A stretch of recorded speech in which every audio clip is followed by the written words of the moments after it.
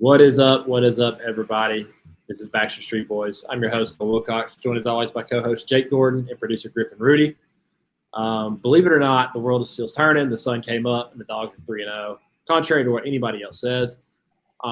It was a weird week, though, because we're going to talk about all this, but usually when Georgia plays like this, we're hearing it from every fan base, from every corner of every place.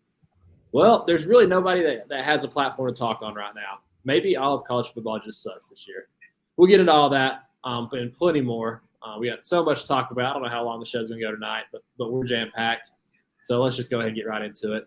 If you can please like and subscribe to this channel, we would really, really appreciate it. If you're feeling really froggy, put a comment in the comment section for us. Other than that, let's get right into it. This is the Dogs! It's the Sandler, baby! Now he's running over people. Just stepped on their face with a hobnail boot. The freshman just ran it back to Philadelphia. No! Goal! Your sideline, and it's intercepted. Intercepted. Keely Ringo. Touchdown, Georgia. I know I'm asking a lot, you guys, but hunker it down one more time. Jake, Griff, how we feeling? This is I think I texted y'all this, but I was like, I'll feel better about this game tomorrow than I did on Saturday. Like I was kind of mad all day Saturday. Saturday night I eased up, especially after watching Tennessee get their lunch money taken. And I was like, yeah, I think I'll feel better about this one tomorrow. I was like, I'm not going to be happy about it, but I'm definitely not going to be as mad as I was. Yeah. I kind of felt the same way. I think I walked away from that game a lot happier than I thought I would halfway through it, because the second half we played pretty great. So I was pleased at the end of it, honestly. Yeah, and I think I take a different approach now, and I don't know if my old age is showing here, but I was honestly I was kind of defeated in the first half. I think that was the first time in a long time I felt like, wow, we actually are going to lose.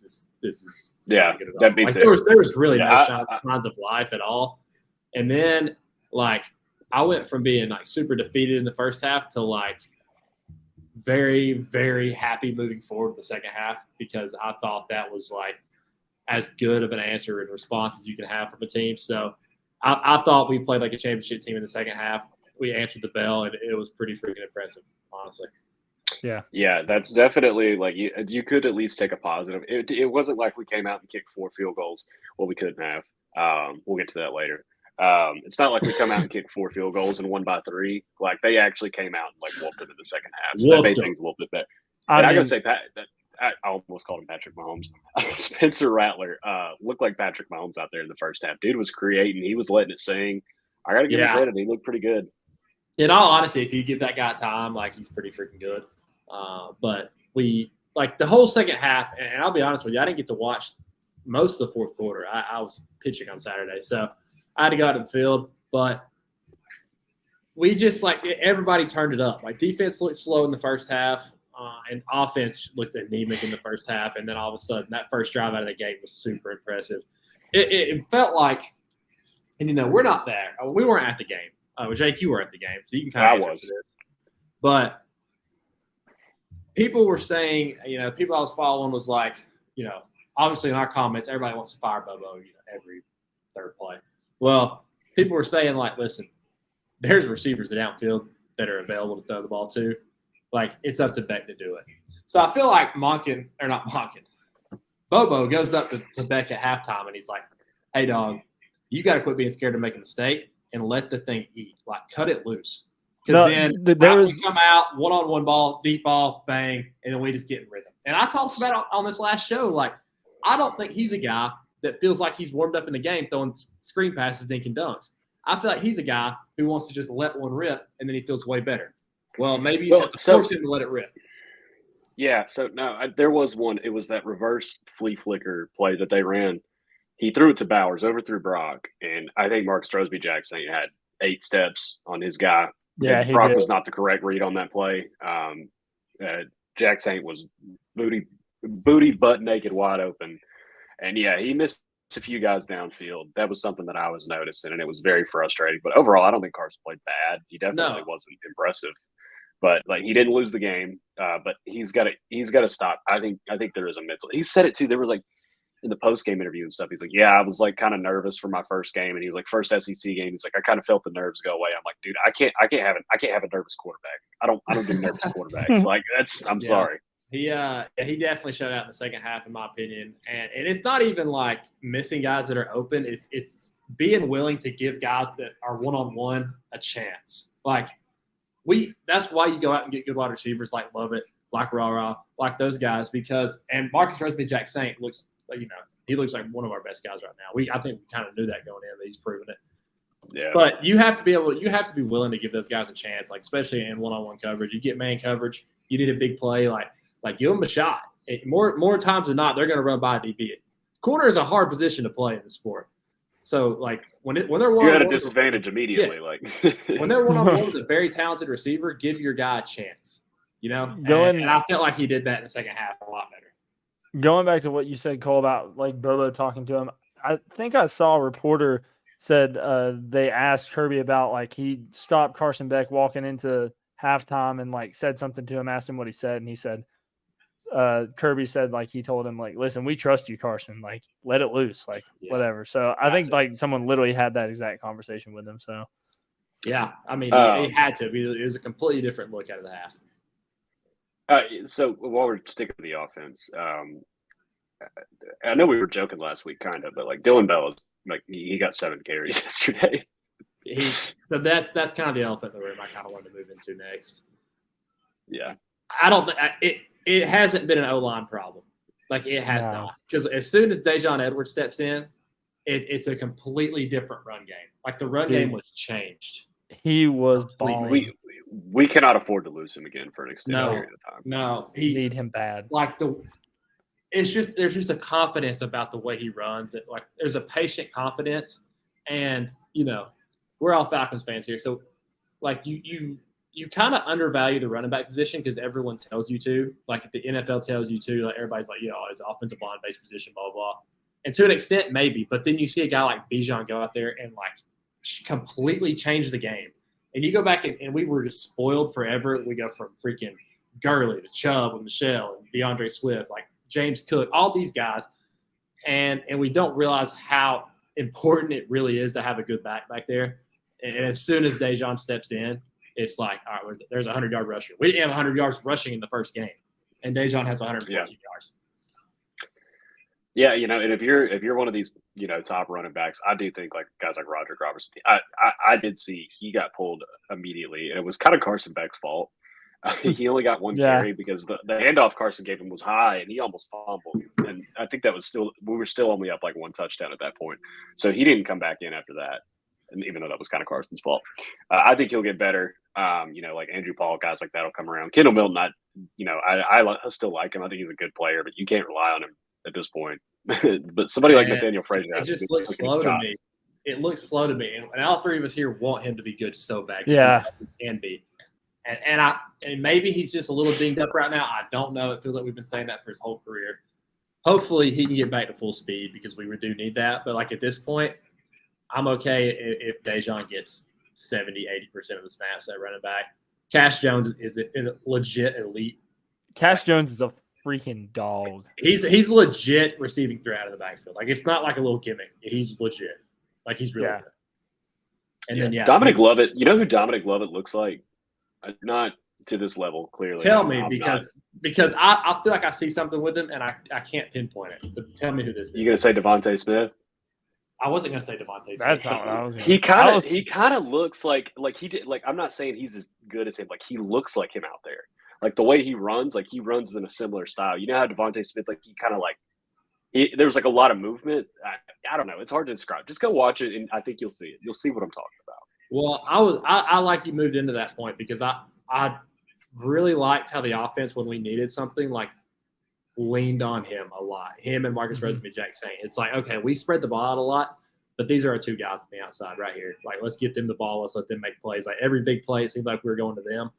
And I like that. Like I love how we spread the ball around. It keeps defense on their toes, but at the same time, you got to have some go-to guys, and those guys seem like they're stepping up, being those dudes. So hopefully that's a trend moving forward, and we got to get Bowers rolling some more.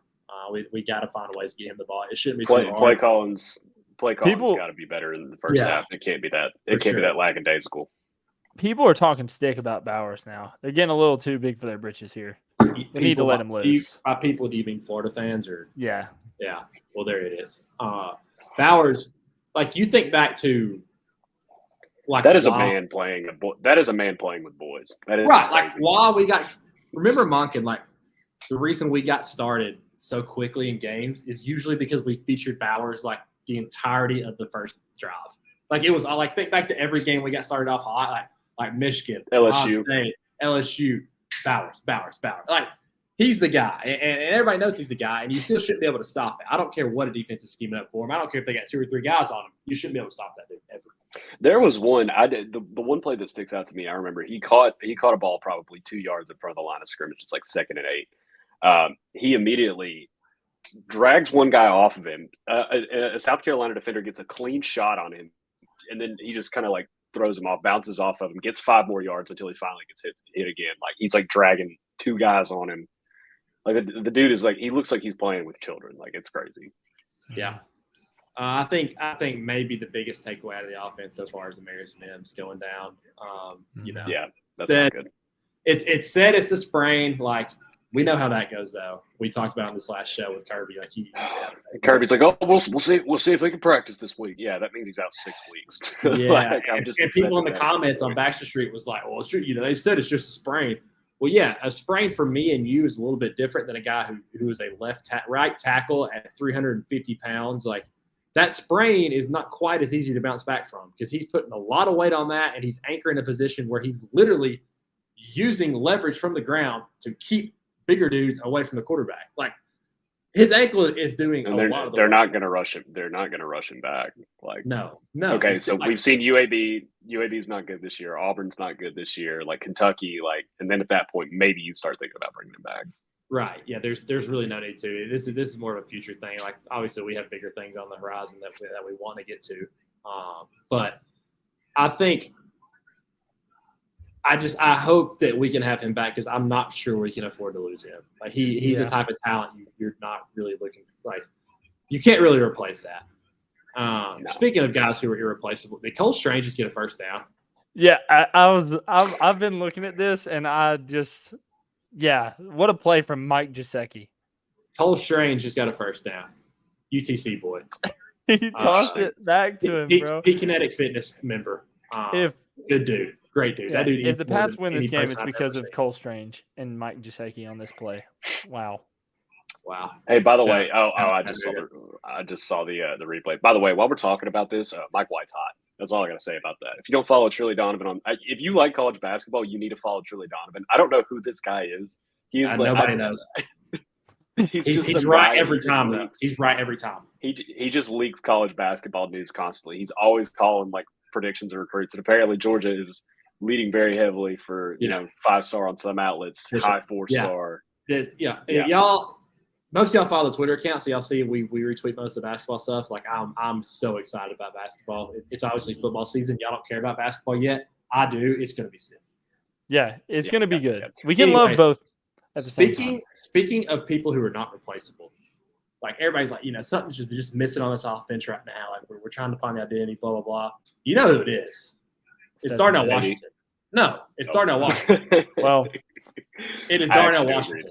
I do agree it's Darnell. Like in every facet of the game, it is Darnell Washington. And we sat here all summer and told y'all this. Like, y'all don't understand what he brings to the table on offense. Like, you got to see a little bit in Ohio State when we didn't know what to do when he left the field. And then all of a sudden he comes back and we start scoring. It's the best crazy blocking tight end of all time. I don't like you throw me George Kittle. I don't care. That dude hit the second level like nobody I've ever seen.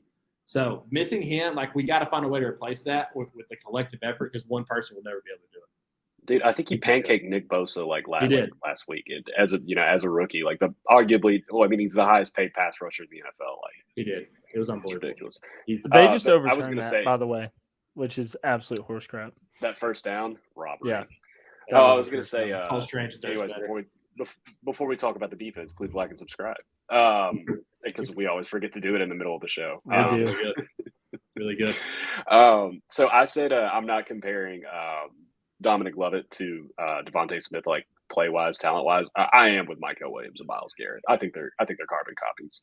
they're about the same size. I think I told you Myles Garrett's physique, like it's insane. Like he literally looks like he was built in the lab. But the way they play, Michael Williams was scaring the shit out of Spencer Rattler all game. Every time somebody broke loose, 90% of the time somebody broke loose and chased Rattler out of the pocket, it was Michael Williams. He was terrorizing him. When we finally got him to hold the ball for more than 2 seconds every play, we were terrorizing him. Yeah, when they stopped running those little outside screens, like they were just killing us with those, just throwing it on the boundary and then, getting 6 yards at a time on those. It was just working every time. But, when he had to throw downfield, Michael was pinning his ears back, dude. Michael's different. Yeah, he's different. He's proven it. Like he kind of came in with all this hype. We were like, somebody that list put him on top 10 players in college football. And we were like, dang, I don't know if he's there yet, but he's getting to that point. Malachi Starks he's him. He's the Brock Bowers of the defense at this point. Like he's unbelievable. I thought Kamari last year played a really good game. We needed him to do that too. We need him to be that lockdown corner because we're going to face some good receivers this year. I mean, Luther Bird is really freaking good from Missouri. Really good. Luther Bird was going crazy. Yeah. Yeah. Speaking of guys, we need Kamari. I was very happy to see Tyke Smith get an interception. He looks healthy for like the first time. Yes, he's back. He's fully back. Dude, we need Javon Bullard back. Also, yeah. The first drive. I don't know, man. Dirty Dan, INT. Yeah, we called that. Yeah, Dirty Dan. He missed that tackle on that first touchdown, and then he made up for it with the interception. So even trade off.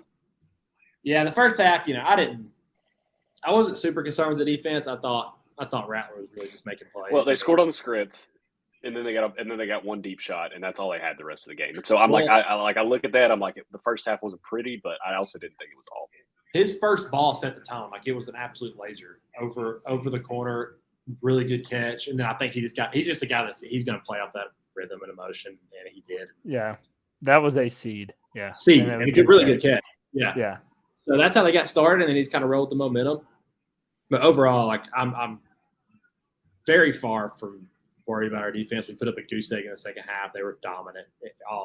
7 tackles behind the line of scrimmage. 7 tackles for loss. I love seeing that. Negative plays. With this defense, it's a big deal.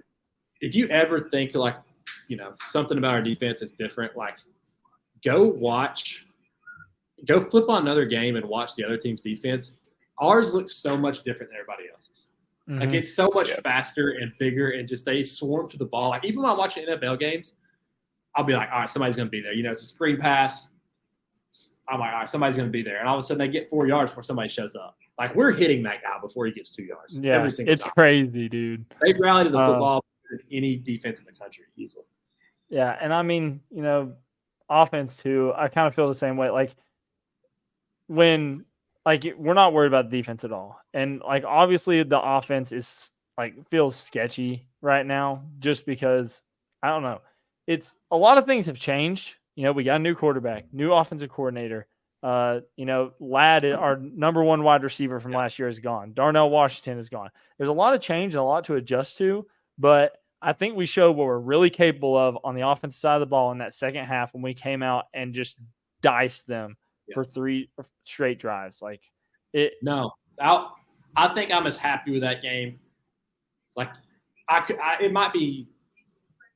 It might be better than a blowout, in all honesty, because if you coast through a season and never get punched in the mouth, you really don't know how the team's going to respond when they do. And we got punched in the mouth by a decent team, a team that is capable of holding that lead, even though they have Shane Beamer, coach, who's an idiot, talks about kicking our ass at halftime. Dude, I was so saw happy. Somebody say that they were like, do you guys think that motivated Kirby? I was like, buddy, I don't think Kirby has ESPN on the blocker rooms at halftime. No, I was so happy though when I heard him say it, when I heard what he had to say at halftime, because I was like, oh, we are about to bust their tail. That's just a young coach who was too he was too, what's the word I'm looking for? Emotional. He's always too emotional. Bro. Emotional is fine. He was too content with the first half instead of pushing for more. But I don't think it would have mattered the way we came out and played. If we play like that, we're going to beat anybody. But we grew up. Carson Beck grew up, and I know he's been there for 5 years, and people are going to say, "Yo, well, he's been there forever." It's different when you're on the field and the lights, with the bullets flying. And yeah, he was a little bit shell shocked that first half. You could tell when he threw the 5-yard curl when we had 1 minute left with one timeout. I was like, oh, we might be in trouble. Like, if our quarterback is throwing that with a 1 minute drive, like we could be in trouble. And then he came out in the second half and flat out balled. Like that's a competitor who turned it on and figured out like, hey, I have room to make mistakes and I can't be scared to do it. And that is going to go a long way leading up. I think we're going to see a completely different Carson Beck moving forward, which is a very good thing for this team. Yeah. I definitely was not discouraged, like you said. At least, it wasn't like they just came out and, they got lucky. Like they actually came out and just won the game. And I think that was why I ended up feeling better. Something I do want to talk about. We're going to talk about the third phase. We always talk about the third phase of the football game. Oh, yeah. Here we go. Because we understand football and we respect special teams. And I got to say, man, Brett Thorson, what a game, man. 3 punts, all 3 inside the 20. Hitting them back. He's really good. He's really He's awesome. Yeah, it kind of started off as a joke. He's actually like one of the. Yeah, he's legit. You hate to see him on the field, but when he is on the field, he helps your defense out. No kidding. Yeah, it's. You don't realize, like you don't understand how important that stuff is until you're in the middle of the game and you're backed up and you're like, we could really use a flip field here. You don't think about it until he walks out there, and then it's like, wow, I'm glad we have this team. Well, and it just helps out your defense so much. It gives them way more room to make a couple mistakes. Well, it's a momentum. It's a legit momentum swing. Yeah, speaking of momentum swing, there is another side of special teams. Missed field goals. We could look at in the face. We could go eye to eye. We could get red in the face, spitting at each other, and I will never back down. That a missed field goal is the biggest momentum swing in football. If a team misses a field goal, the other team is scoring especially like if we count block field goals as a missed field goal block field. Yeah, 100%. Maybe to a bigger extent. Block field goals are I will probably never listen. Rodrigo Blankenship, Georgia legend. Everybody, people still ask me, who's that Cougar used to have? Like, yeah, Rodrigo. Yeah. He missed that kick in the SEC championship when we were up to go up 17 against Bama at 18, and I knew we were going to lose right then. I knew we were losing as soon as he missed that kick. We got 3 possessions, and then all of a sudden we're up 7 after that. Anyway, you can't miss field goals. You cannot miss field goals. It's different if you miss like a 48+ yard field goal. Mm-hmm. If you're within 45, it's got to go through the uprights. It has to. So yeah, y'all know how much I love special teams. I hate kickers. I hate all of them, man. I hate them so much. Like, and I'm not picking on Peyton. Like, he's what, 19 years old. I'm not gonna pick on this kid. But I will say, when I was at Georgia Southern, we had 2 kickers y'all may have heard of: Tyler Bass and Young Wei Koo. Pretty damn good at what they did. But every time at practice, no matter who it was, every time out there, every time I see the kickers, they're just out there dancing to the music. They're sitting there, they're throwing the ball back and forth. They don't kick at practice. They do like 10 kicks. They don't practice. Like, so when they miss kicks, don't feel bad for them. It's their own fault. Like, ask anybody who has coached football. And like, I wasn't coaching at Georgia Southern, but I was there for the practices. Ask somebody that coaches football and ask them what they think about kickers. And they're going to say they're clowns. That's all they do is just dick around in practice for 2 hours. And then when they miss kicks in the game, everybody's like, oh, I feel bad for them. I don't feel bad for them. They're practice. Our high school coach used to send our kickers to a different practice field to kick. And then on Thursdays, we do special teams. Stay looking at them like me. Yeah, on Thursday, we do special teams. And if they made the slightest mistake, it was just an instant gasket blown. Like coaches hate kickers too. They really do. Like it's just one of those things where you just expect perfection because you're kicking the ball, and when it doesn't happen, it just makes you so freaking mad. Well, I mean, it's not like we're asking a whole lot here. I mean, the first one he missed was a 28-yarder, guys. Like the second one was what, 35? I can't like they were not that's a chip shot, man. Like. Well, at halftime of the game, they had some kid come out kick a 25-yard field goal for like $1,000 from Allstate or something, and he nailed it. And of course, the crowd starts going nuts. Bro, that's embarrassing. I gotta say though, yeah, dude, like you cut that shit out. Stop. Yeah, I don't have the patience to work. I'm saying this in a semi-threatening way. Stop missing kicks. That was bullshit. You missed like 2 chips. Take practice seriously. Why don't you go out there and get a couple extra reps in, buddy? I really. I don't have time to worry about kicking this year. I don't. Like it's terrifying enough. Like when Koo, the guy you just mentioned, one of the best kickers in the NFL, rolls out today to kick a freaking 25-yarder for the Falcons to win. I'm sweating it out. I can barely look. Yeah. I hate watching big kicks for your team. It's terrifying.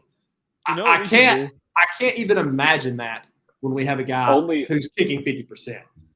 You know who the biggest the number one big man on campus this weekend was out of anybody? Mevis. And we'll get to this. It's Missouri's kicker. He kicked a 6, and you know what? He's still a loser because you know why? Because he's a kicker. All right, that's all I have to say. That guy's the man. I freaking love for me this some week. Tubby after this that, week until baby. he blows one, and then all of a sudden he's back to being. So he missed the one against Auburn from 20 yards, just put him in overtime. He did. It was like Peyton. It was like Peyton Manning. What did Peyton Manning say about Vanderjagt, our idiot kicker? Yeah. Great, one of the greatest football minds of all time. Tubby also nailed 3 50-yarders versus us last year. So yeah, but I don't know. That dude's got that's what he's supposed to do, though. Like he didn't do anything he wasn't supposed to do there. Yeah. So a 61-yarder is pretty. That's pretty nuts. Relatively. Yeah, I mean, compared to other kickers, it was a great kick. That's fine. On the grading kicking scale, yeah, it's impressive. Yeah, it was awesome. In terms of kicking a ball through a goalpost, it's okay, nice.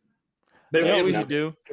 We should have a kicking competition between ourselves. I suck at kicking, but we should go out to the IM fields and kick field goals, see who can make the most. Punt, pass, and kick competition. Yeah. Oh, let's do it. We still haven't came up with punishment for upcoming punt, pass, and kick competition from the boys. I do kind of like the idea of you have to get a certain amount. I still like the left-handed golf idea. Did we say that on here? I think you just texted us that. This is not set in stone, but I think it would be funny if one of us had to play 18 left-handed. I don't even think I could swing a club left-handed. Griffin can't play right. Yeah. I can't either. Yeah, we'll figure something out. I don't know. I've come storming back in the picks, by the way. I started off 0-6, and I think I'm 6-2 over the last 2 weeks. I've gone 2-2 each week. I went 2-2 this week as well. So I'm right above 500. I mean, if I could have just said, I want these 2 picks, but I want them to count as 2, I would have for Missouri and Florida because I knew that those games were going to win. We've already I don't know if I've ever been more confident in a bet than I was in Florida plus the points this weekend. I wish I was as confident. Let's talk about this, we got to talk about this, dude. Yeah. Let's transition. That's kind of our dog hour there for all the Dogs fans. If you would please like and subscribe to the show, that would be very appreciated. We're now going to move into talking about the full slate because week 3 we came in. And Brooks actually had a very good take about this. Don't be that guy that complains about the slate. We waited all year for this. It's going to be good. It's going to happen. There's still lines. There's no such thing. In my opinion, there's no such thing as a bad slate because there's lines for every game. Yeah. Every game becomes important to me. Screw whoever's playing. It can be 2 teams I've never heard of. If there's a line on it. Did you watch Colorado and Colorado State? That game was insane. It was awesome. Did you watch Ohio and Iowa State? It was a banger. That game was awesome. That was another good one. I've been betting Indiana with a miracle cover. Guys, you're missing so much football by not gambling on it because you'd never be watching Indiana. You'd never be watching Indiana play Louisville in the second half. They're down 21 going into halftime. Onside kick out of half, and all of a sudden here they come storming back. Cover the spread. It was unbelievable. Really you're was. missing so much football by not gambling on it. That should be put on a T-shirt. No doubt. You are not a man until you were up late at night, hoping that Air Force clings on against Utah State. You'll never understand Air Force and Utah State. You'll never understand the feeling of satisfaction and just pure begging Arizona to beat UTEP. Yeah, that's by 18. Just pure testosterone when you're telling everyone around you Ohio is beating Iowa State on Saturday. And then when they do it, you feel like somebody should carry a freaking throne out for you. You sit on it, and they can just parade you around the casino. You know what my pick was this weekend with that? I was screaming South Alabama from the mountaintops. They come out and absolutely manhandle Oklahoma State, 33-7. They were 7-point dogs. Come out and absolutely whip them. Love it. There's nothing better. But anyway, let's talk about the slate. here's another thing too. Before we talk about the slate fully, along the gambling thing, there's nothing more satisfying than when you put together an absolutely surgical parlay, and then there's nothing more devastating than when some scrub ass team from Nashville, Tennessee, just blows it for you in the worst possible fashion that you can imagine. I don't know if y'all watched the Vandy game or I saw the ending to it. I was watching Colorado and Colorado State. But what happened was, so I had a 5-leg parlay, put about $30 on it. It was to win 1,000. All right. It was Florida money line, Mizzou money line, Ohio money line, the Ohio Bobcats, that is Maction, baby. Dogs. And then North Carolina money line, Vandy money line. Vandy money line was the last leg, is all we needed left. They were up 17-0 in this game. They were up 17-0. They were playing. And then they let UNLV score 30 unanswered points. 30. Then they tied it up. That deserves jail time. Went down 37-30, tied it back up again, and then got a turnover. Drove down the field, 29 seconds left, 4th down, missed the field goal. No timeouts from UNLV at this point either. Missed the field goal. I'm like, all right, we'll go into overtime. That's fine. Kickers. Nope. UNLV bombed down the field, no timeouts, gets out of bounds, game-winning field goal, bang. Oh crap! Yeah, it sounds like some loser ass kicker blew your parlay. Is all I heard. Oh yeah, he did. He blew. Yeah, and I've known Griffin for a long time, and he was already at the casino down here in Biloxi, and I just got done playing. We clinched playoffs, so like I'm excited to get to the casino, watching football and stuff. And he's texting me this, and I saw Vanderbilt lose, and I'm like, oh no. And I get there, and when I walk in, I can see him from across the place, and I know his face when he's mad, and he was pissed. He was pissed. I could tell like it's gonna be a long night. We gotta get him out of this. It took a while for him to get out, but he got out of it. Kind of. He was pissed off. Anyway, let's start in Blackjack got Gainesville, Florida. Gainesville, Florida, in a game. To me, that was the most predictable game of the slate. It was. I've been telling a couple Tennessee fans that I know around here, and they're all the same. Like people. You can act like someone different. They're all the same. Unreasonable. Delusional. I've been annoying as shit. I've been telling for a month that they were going to lose in the swamp. Florida sucks. We're not losing the swamp. Like, hey, buddy, y'all suck too. Well, see, the thing is, they've won one time there in the past 10 years, 11 years now. And you know what every like response that's combating what I was saying to him about them losing the swamp started with? Last year we beat blank. I don't care. Like how is that relevant at all? Sadly, here's what I don't understand with these people. They think they're us. They think they can just replace all these people. And like I'll try to have which is a mistake, by the way. I'll try to have a civil conversation with one of these slack-jawed fucking idiots. And I'm like, hey man, you lost your quarterback, you lost your best tackle, you lost your two best receivers, you arguably lost your best defensive player. I think you guys might take a step back. Oh, you're just being a hater. You just don't believe it. Shut up. God, you don't even understand what you're talking about. I was so happy. I was openly cheering for Florida, jumping up and down. I wanted those hits to shut up so bad. God, they're so stupid. That is why it's my favorite game of the year, is because throughout the years, you flip who you're pulling for in that game, like depending on who is more annoying at the time. Like when I was in college, I was pulling for Tennessee because Florida was unbearable in those first 3 years of Mullen, like unbearable. Mm-hmm. They might get back to that point again. But like speaking of Tennessee, they're going to be extremely lucky to win 8 games. Yeah, I mean they are. Their schedule, guys, is good. Their schedule is very, very, very difficult. Here's how their schedule goes. They play UTEP, then they play somebody else, I think, and then a bye. They play UTSA. And then it's like – and if they don't have Frank Harris there, it's screwed, but they actually could have won that game. Missouri, Carolina at home, at Kentucky, A&M at home, at Alabama, us at home. Like it is an absolute gauntlet. And they're going to go 6-6. They're going to go 6-6. Oh my God, that would be so beautiful. People make fun of Missouri or Tennessee fans, at least for sure, like they try to clown them. But I'm telling you, this year they're a little bit different than they have been. I You know think why they're Tennessee pretty fans dang make fun of good. Missouri? You know why Tennessee fans make fun of Missouri? That's the only person Because they they're feel next. superior to. Because they're next on the little bitch that gets slapped around totem pole under Missouri, Yeah. and they have been for a few years. And so they got to feel like a big man to pick on the one team that's a bit more pathetic. The ones they're really Exactly. rivals with is Them and Kentucky, and if they lose that game, they might just all crawl into a hole for the next 3 years. It's in Kentucky. No, they I won't. hope You know, so. you know way better than that. They'll win a bowl game against Maryland, and they'll be they'll go 6-6. Give they'll go me 6-6. Play points Maryland. I'll take Maryland. Nico will make 2 good throws in a bowl game. Oh, we're back. Nico's back. Dude, I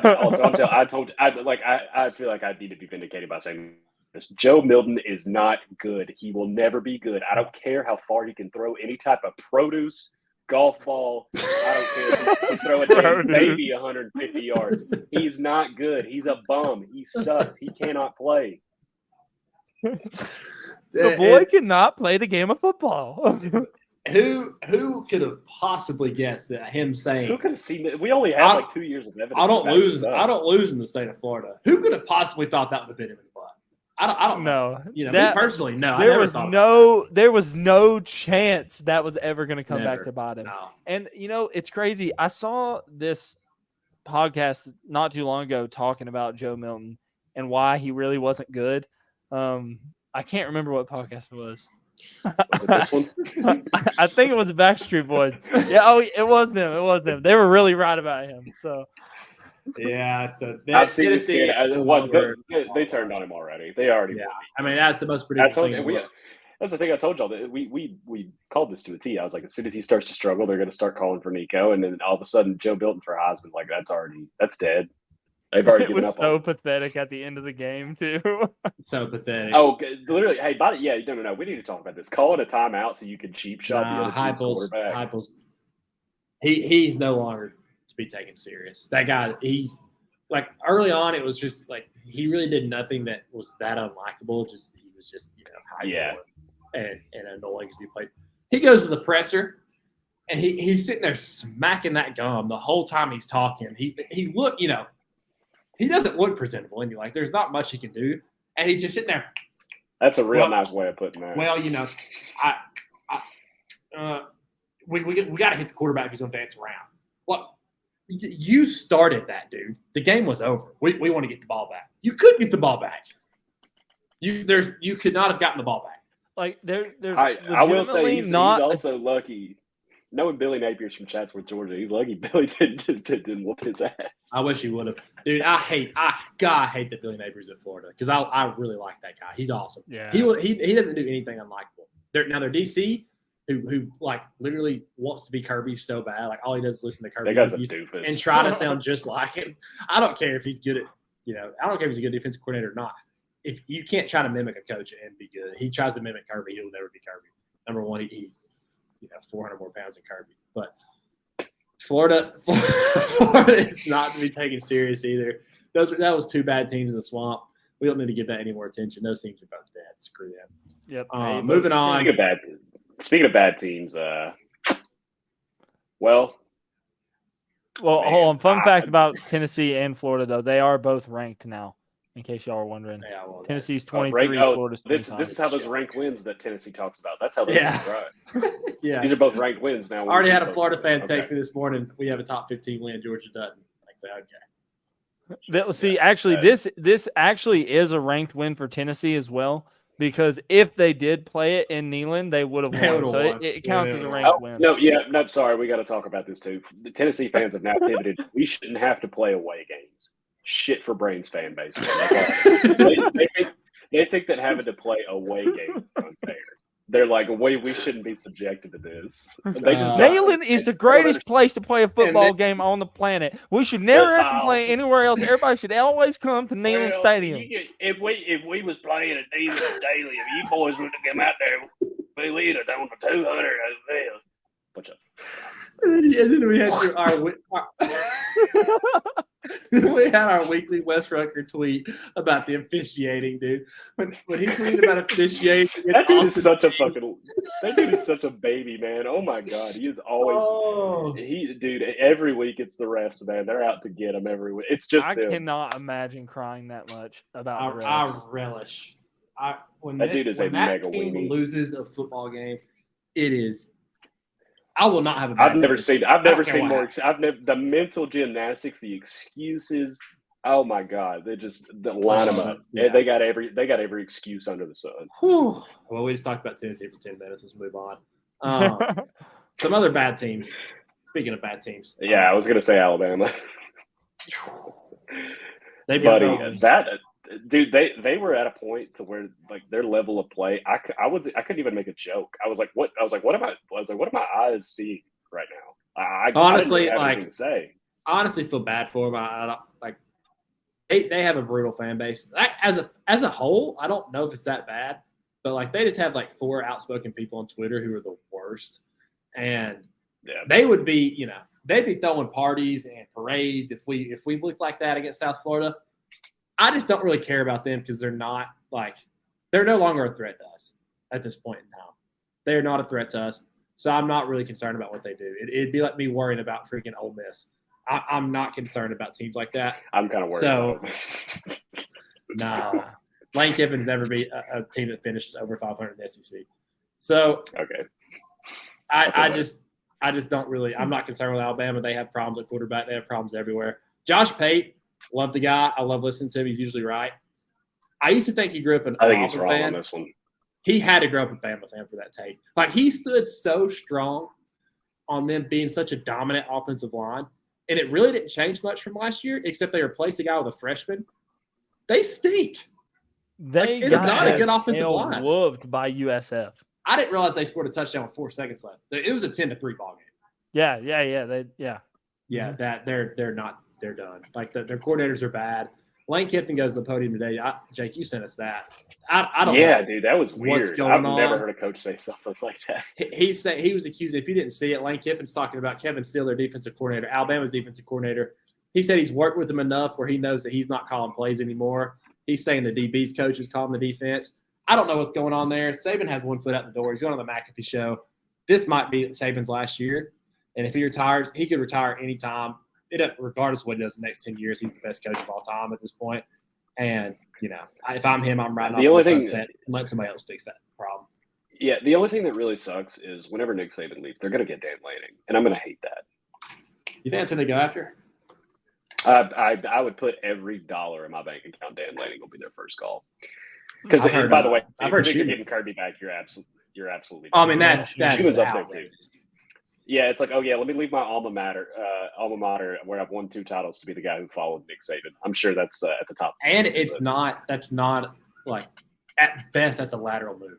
Yeah, and get paid the same. Exactly. And you're the guy who follows Nick Saban. Right. There's no reason to do that. We're here. You hung the moon, and we praise you and bow at your feet.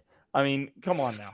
That's what's crazy. I will say, there's no obvious successor there. Like, it used to be Dabo, but nobody wants him right now. I think it's Dan Lanning, dude. I mean, he has a track record of success as a head coach. He would probably make Schumann his defensive coordinator, and that would be really not cool. I would really hate that a lot. Yeah, that would suck. But here's the thing about that is we got to put that. Here's the thing about that. Could a mini Kirby ever really beat Kirby? Maybe. Consistently. I don't know. Maybe every now. I don't know. No, I don't know about maybe with those. Maybe the resources that university. Maybe they'll hire Mel Tucker. Listen, I think one thing that people underestimate about all this is at the end of the day, Nick Saban is a great recruiter. Nick Saban gets people to Alabama. Kirby might be a better recruiter. And maybe. I don't know if the next guy that comes into Bama is going to be able to match what Kirby is going to continue to do at Georgia. Yeah.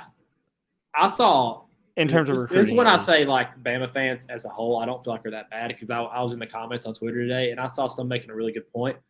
They're talking about that edge that's missing, and a lot of them pointed to when Scott Cochran left in 2020.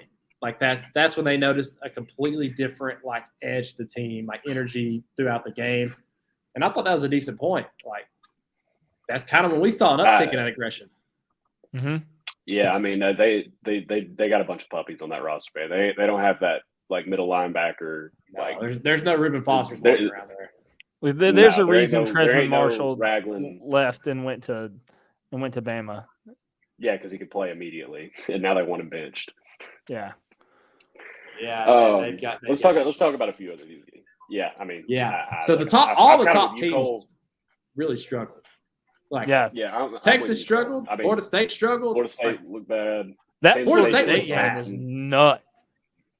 Yeah, Florida this State is wide open. lost. If they were playing a competent football team, they would have lost. And It's speaking wide of the second best team in college football, Colorado, they pulled out a real nail biter. So, dude, I want to talk about this too for a second because I saw a lot of people getting upset. They were like, "Oh, Colorado's being classless or Colorado State's being classless." Let's have some edge. Let's have some piss and some vinegar in some of these. No, that game was awesome. These guys hate each other. It was perfect. See them go at each other's necks. Like I want to see these guys standing up and jawing and like fighting after every play. It's fun. It's sick. It gets me going. Like, quit talking about class. Want to talk about class? Go to a chess tournament. The only thing that sucked about this let's see these guys have some little edge. The only thing that sucked about that game was how, number one, Colorado, stop rushing the field. Stop. The funniest response I saw to that was when it was like, dude, they have like 8 wins since the Bush era. You gotta let them have it. They rushed it 2 straight. I mean, they're making up for lost time. We can't do this every game. We can't do this every game. I mean, number two unless point. you're Clemson, then I guess you just have some built-in excuse. Yeah, I don't want to talk about field rushing. Number 2, what's the second point? I don't like how people are acting like Colorado just backed up all their talk before this game. They acted like they were going to come out and stomp Colorado State, and Colorado State gave them all they wanted, and it's clearly a much less talented team. Well, here's the problem. The issue is this is the Colorado team that we should see. Like, they're not a top team in college football. They've had so much roster turnover. You can't expect them to come out and just like dominate week in, week out like they're some, contender. So I think everybody. It's just that TCU and Nebraska are ass. That's what it really is. And they're good. They are a good team. Those 2 programs are awful this year. I think the TCU win is pretty good. Nebraska's really bad. But like Colorado is still doing, like, for them to win that game, to me, is still a positive for them. But it's just like the whole hoopla, and it makes sense. It was Deion's goal when he got there, is to create all this. Because, like, Colorado's making more money now than they'll ever make, ever. Like, it's a completely different school. So that they're doing all this, and so people just expect them like, oh, Deion's going to back it up. He's going to back it up. Well, he is backing it up, but it's not how you really expected it because they're not a team that's going to win the Big 12. They're not a team that's going to win the national championship. They can't just come in, week out, and just dominate teams because that's just not who they are. Well, what's going to happen when people are like, oh, or like this week when people are like, oh, well, this is where it's like wake up time, like fantasy's over, like Oregon's gonna beat the dog crap out of them. It's just and then Deion's like, we'll see you on the football field, like whatever, like what happens then, like if they do get Oregon the dog crap beat out of them. I mean, Oregon's gonna beat them. I mean, dude, it's just we're just gonna be in this. It's gonna be like this all year. It's just gonna be the never-ending cycle of every other side saying, "I told you so." It's a show like that. It's part of it. Like that's his shtick, and that's what he's always done. When he's a player, he did that. Like he's entertaining. He's an entertainer. He is A+ entertainer. It doesn't matter what you think about Colorado. I've admitted my wrongs. I've said the man's got results this year. I've admitted that I was wrong about that. He's already Shedeur Sanders is elite. Like, whatever you think about him, you're going to watch the game, and that's really his goal. And people, like, he's gotten so many people who are not college football fans in on Colorado, so then they just expect, Colorado State, who's this? We should kill them. And then everybody's like, Colorado, this, that, and other, top 20 team. Well, that they've become overrated by the masses.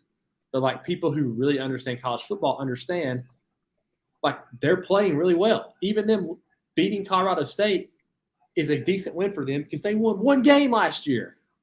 Yeah. They won one game. It was a gritty win. Yeah. And people are going to say this, that, and whatever about Colorado. Travis Hunter went down too. I mean, that's a big loss. They're overachieving. They're not a top team. They're not going to dominate everybody. Let them be happy. Let them enjoy it. Yes. Come on. Yeah, I agree. I will say I did see a very funny tweet where somebody would it was the student section, like all these famous people in the student sections, dude, could you imagine how pissed off you'd be if you graduated from C Boulder last year and this is what they have now? Yeah, no kidding. That's funny. Yeah, I'm not gonna say pick Colorado apart like they're freaking Ohio State or Michigan. Like they should be, dismantling all these teams. Yeah, it's a team that had a full roster turnover. But whatever.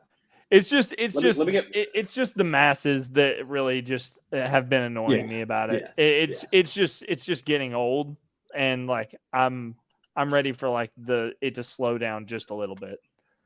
Let's do a new segment. There's an idea I just had. Let's get our I told you so's out of the week. We're not going to give that much analysis, but we're just going to go through and say I told you so about games. Wyoming in Texas would be a one-score game in the fourth quarter. There's an I told you so. I called that one. Anybody else? So I don't seem like an asshole. Florida was going to beat the dog crap out of Tennessee, and Joe Milton stinks like dog poop.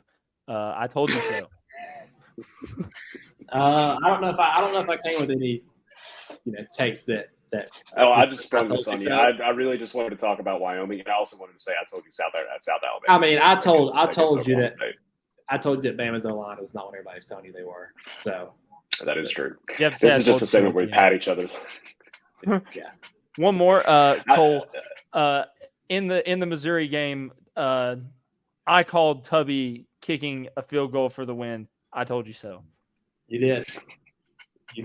With about 7 minutes left in the fourth quarter. I will say, just had to get the Wyoming off his chest. Yeah, I feel like an idiot for not betting LSU. I just never bet LSU correctly, so I was like, I'm not doing this. And they just absolutely went out there and strangled Mississippi State. All right, quick before you leave, I felt we've been just jumbled all over the place here. Kind of. I've had home. It's all right, though. It's all right, though. Yeah. Ranked SEC teams right now, 1 through. I don't need to know the bottom half. I want to know 1 through 8. You talk about something I didn't come prepared for to go. Yeah. 1 dog, 2 LSU, 3 maybe Ole Miss. I'd say maybe Ole Miss, maybe A&M. 4.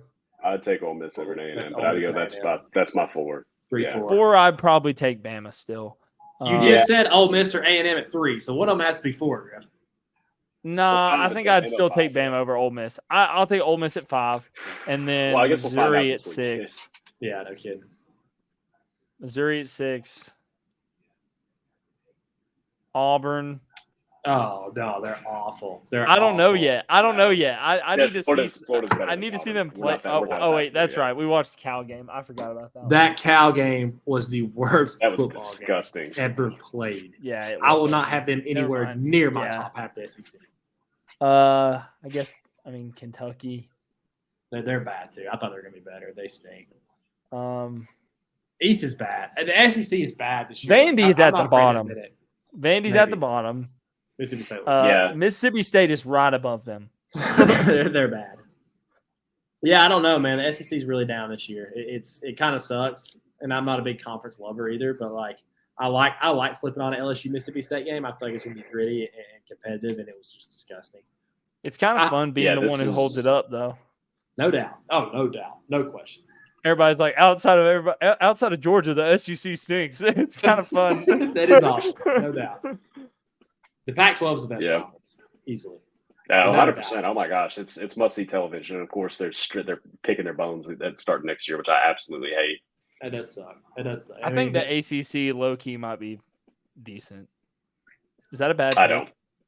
Wake Forest should have lost to Old Dominion. Boston College. Boston College got smoked by Northern Illinois. But the top half, they almost lost to Holy Cross, and then they almost just beat Florida State. Right. I still don't think Clemson is terrible. Wake Forest should have lost to Old Dominion.